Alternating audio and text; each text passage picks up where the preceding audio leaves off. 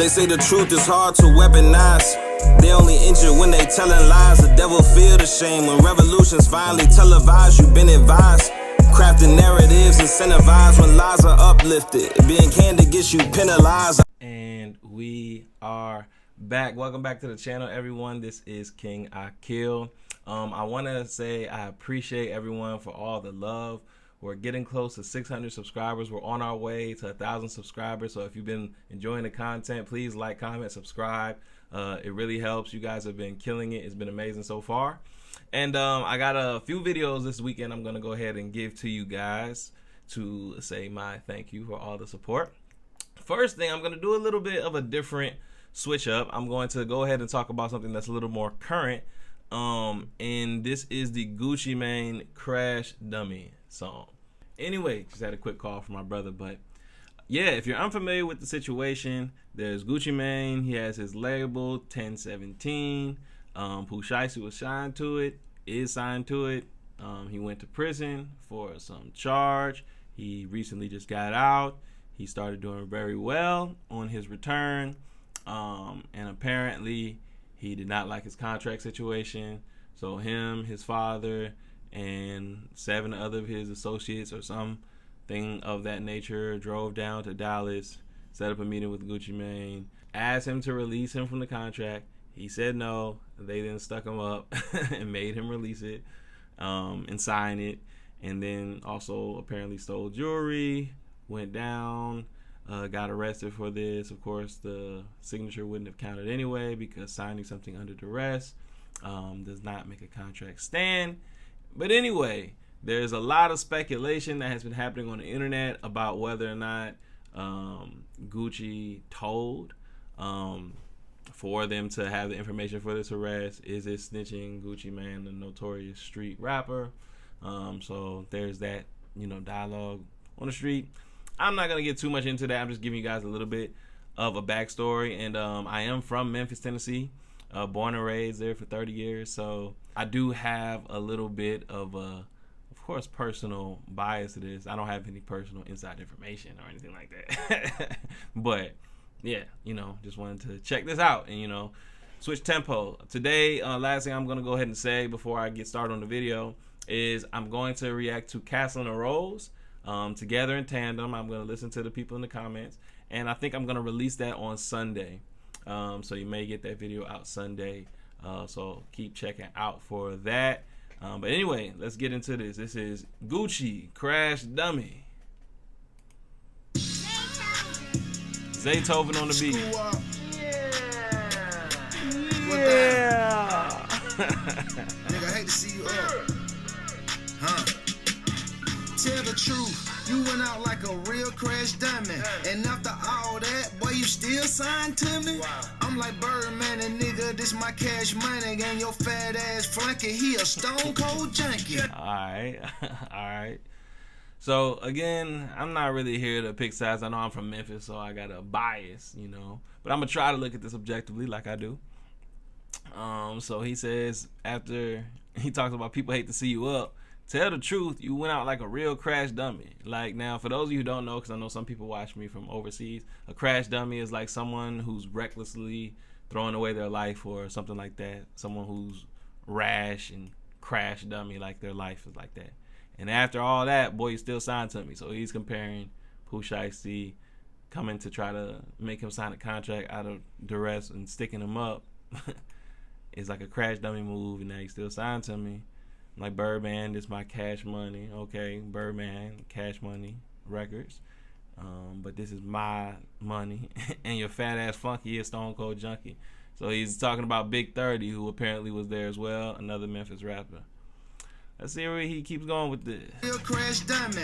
And after all that, boy, you still signed to me? Wow. I'm like Birdman and nigga, this my cash money. And your fat ass flunky, he a stone cold junkie. You know I got my bread up, I always keep my head up. I thought it was a business meeting, but it was a setup. I walk in the room, you can feel the pressure building. Niggas doubt me up the whole time they plotting against me. Okay, so he about to tell us the story.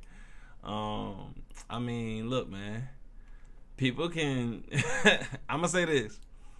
we can all disagree with that approach to what Pooh Sheisty did. But I guess we can never call him as someone who lies about what he raps about. I mean, his name is Pooh Sheisty. Come on, man. So he said, I got my bread up. I always keep my head up. I thought it was a business meeting, but it was a setup. So I guess you weren't keeping your head up. But anyway, I walk in the room. You can feel the pressure building. They dap me up the whole time. They're plotting against me. All right, so he's about to give us a recap. Let's let him tell it. I always keep my head up. I thought it was a business meeting, but it was a setup. I walk in the room, you can feel the pressure building. Niggas dap me up the whole time they plotting against me. I don't take it personal. For me, it's only business, and I don't wanna conversate if it ain't about no million. Don't kill you, make you stronger. Don't bite the hand that feeds you. My money keep getting longer. Now these haters got amnesia. All right. So, he's talking about getting backdoored, set up. I don't take it personal. For me, it's only business, and I don't want to conversate if it ain't about no millions. My mom used to hate when people would say conversate when growing up. I think it's in the dictionary now, but I think converse was the initial way to say it. She say it's not conversate. Anyway, what don't kill you make you stronger. Don't bite the hand that feeds you. I think that's a law of power in the 48 laws of power if you're into that type of thing. Don't bite the hand that feeds you. You know, that old saying, don't bite the hands that feeds you. Okay, my money getting longer. The haters got amnesia. I don't think this needs much breaking down. I'm going to just let it go. Say that if it ain't about no million. Don't kill you, make you stronger. Don't bite the hand that feeds you. My money keep getting longer. Now these haters got amnesia. I gotta move tactical. Every move magical. And I'm from East Atlanta, but the diamonds come from Africa. They love you when you're broke, but they hate you when you win. And then when you take a loss, that's when the haters get the grin.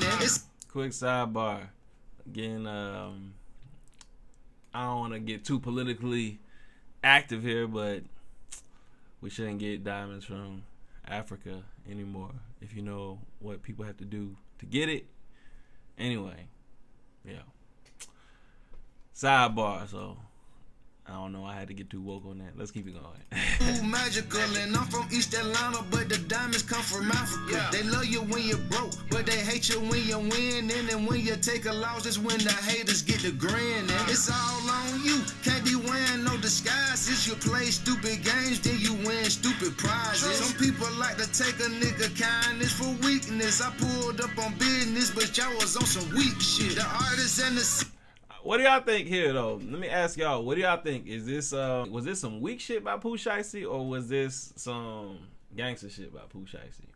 Because here's the thing. One thing about society is it's funny how people always celebrate, certain levels of degeneracy depending on who does it. But then when someone actually does it, then everyone's against it. It's kind of like when people say that they love Muhammad Ali, but then whenever you have a talkative boxer, everyone hates him. People say they love Dennis Rodman, but then when you have a Draymond Green, people hate him. So it's kind of funny.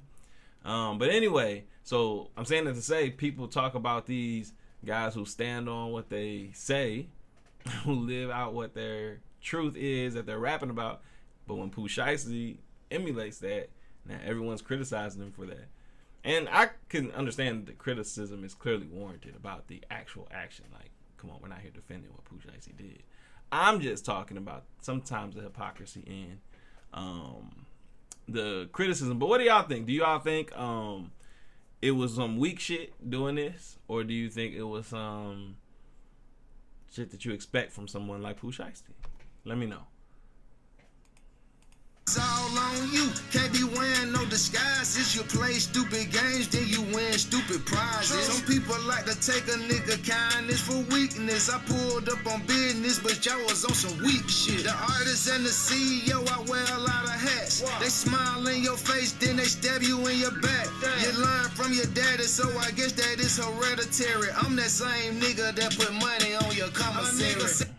Okay, so I'm just here listening to the song for what it is. I don't have no inside information to verify what's true or not.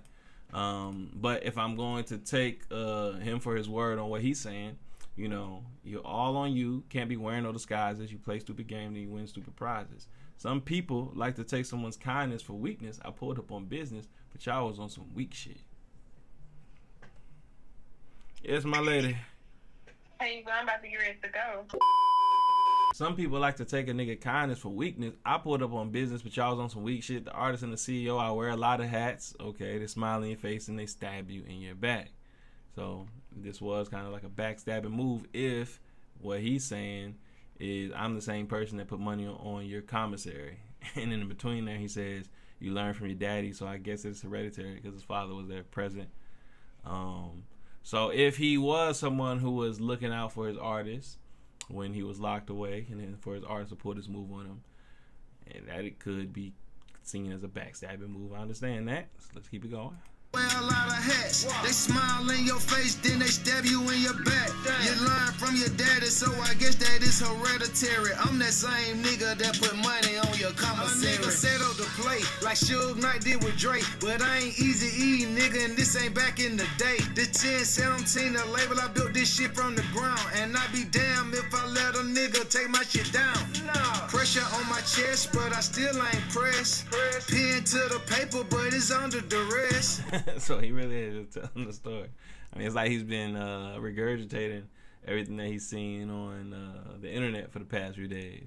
So he said he set up to play like Suge Knight did with Dre. So we all know infamously how Suge Knight would get away with these things. But basically this is not those times in L.A. back in the day. It's like he said, I ain't Easy E. And this ain't back in the day. This 1017, the label, I built it from the ground, and I'll be damned if I let somebody take my shit down. Pressure on my chest, but I ain't pressed. Pen to paper, but it's under duress. Now, what a lot of people want to know is he's going to talk about another version of pen to paper. He's talking about the sign of the release of the contract under duress. But people want to know if he wrote down some statements. So let's get to that. And whether or not that matters. We'll have a little talk about it. Built this shit from the ground, and I be damned if I let a nigga take my shit down. Pressure on my chest, but I still ain't pressed. Pen to the paper, but it's under duress. Read between the lines, I don't settle for less. Step up to the plate, my nigga, life is a test. Man, they on that broke shit, and I'm a rich ass exec. The head nigga in charge, it's my name on the check. Niggas jealous of me, dawg, remind me of my ex. Another day, another dollar, on to the next. I done been betrayed, now my heart turned cold.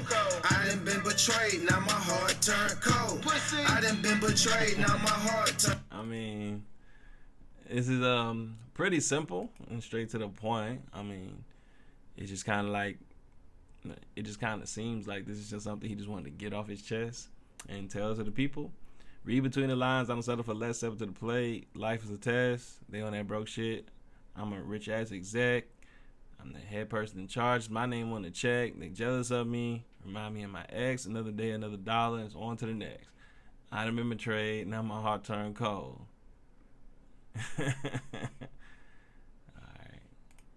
Cold. My heart turned cold. My heart turned cold. I done been betrayed. Now my heart turned cold. I done been betrayed. Now my heart turned cold. Keep that fake love. I don't want it no more. My heart turned cold. My heart turned cold. CEO, 1017 for life. Big Gucci. This for all the crash dummies out there. I don't know what the fuck you thought. Still get money. I don't really know you can talk like this though from Scoochie. Now, you know, alright. So this is interesting because it brings up a couple of things in a couple of conversations. One, what is snitching? If Gucci Mane was to have told, would this be considered snitching? So there's two different philosophies. There's really three, but I'm going to talk about the two that I believe have the most merit to them. One, what is snitching? So snitching, traditionally, fundamentally, is basically a principle of you selling out someone that you did something with to get a more favorable position. That's why snitching is bad. It's dishonorable. It's like if me and you did something together, I get caught, and they say, hey, your sentence will be lessened if you tell on your buddy who did not get caught, and I do that. That's snitching. That's cowardly. That's dishonorable. Snitching is not if you're a random grandmother and you live in a neighborhood and somebody breaks in and robs you, and you say, hey, this person robbed me to the police. That is not snitching. Okay, so there's that. But then there's also the second part of snitching, which comes to this, is basically if you ever participated in this lifestyle of, you know, degeneracy or the street life or whatever you want to call it, criminality, then when situations which are criminal happen to you, some people still consider it snitching if you then go to the police to settle the situation, because you have now entered into a different lifestyle and you are no longer a quote unquote civilian. So those philosophies exist. And then there's a third philosophy which I don't really give credence to. That's why I'm not really talking about it, but I just throw it out there, which is just anytime you talk to the police, if you're anyone, then that's snitching. Those people, that's more of an internet thing, and don't really know anything about anything. So anyway, so that is one conversation. Do people believe that if Gucci Mane was the one, so if Gucci was the one to go to the police and say that Pooh Sheisty did this to me, in order to get to lead to that arrest, would that be snitching and would that be messed up? Me personally, I don't really think so, but I do understand it from the perspective of there has been some conversations that Gucci Mane has uttered out of his own mouth, which he basically has said that he lives by the sentiment that anyone who talks to the police, that's snitching. I would never do that. And I'm also a person who believes that if you're going to say that you stand on this principle, then you should be held accountable when that moment comes. And if that is the case, he said that, and if he were to do that, then I do think he betrayed his own moral code. So I do think that is an L in that regard. On the other side of things, if you are Pooh Sheisty, clearly I don't think this was a wise thing to do. Clearly, I don't think this was a very well calculated thing to do, nor was this a trustworthy thing to do. But I mean, the man's name is Pooh Sheisty. But I will say, though, there is an element of maybe, if I want to throw him an olive branch, there is an element of maybe he believed because I'm interacting with someone who preaches to be about the life of criminality that a police report was not going to be filed. Now, of course, there are the other elements of, you know, the miscalculation comes into play, whereas Gucci does not have to necessarily be the person to give a statement for this arrest because there's a lot of other players involved. There are video evidence. There's a lot of different things going on that we can't even lead to that conclusion. But either way, the point is that doesn't really give him bail. On the other side of things, though, I don't think, though, you can really brag about the man getting arrested. I don't really think that's something to brag about. Coming from the angle of I'm the big CEO, my heart turned cold, I done been betrayed, they set me up, then I was gonna stab me in the back. I mean, you're kind of telling now, which kind of goes against your persona. So that's the catch-22 for Gucci. I mean, at the end of the day, it's way better to lose your persona or image or whatever we think that is, you know, if we believe people even hold people accountable for things of that nature, than it is to lose actual millions of dollars or, you know, really jeopardize your business. So I don't think it's really much of a catch-22, but there is a downside of both alternatives, meaning the one is if you do come out and do basically what you're doing here, a lot of people are going to look at you differently, which, you know, you may not care about anymore, especially now that you're not releasing music as much as you are signing artists. But maybe that influences your ability to sign artists. And then the other one is clearly getting your stuff back by going to the police, which is the most efficient. But anyway, that was Gucci Crash Dummy. Y'all let me know what y'all think about this. It was all right to me. I mean, it didn't really move me. It didn't really move the needle of much for me. And it was kind of just regurgitation of things I already heard online, you know. So, yeah, it doesn't really help his case much about not telling either. But, you know, who's to say that even matters for anything? Anyway, this was King I Kill, and I am out.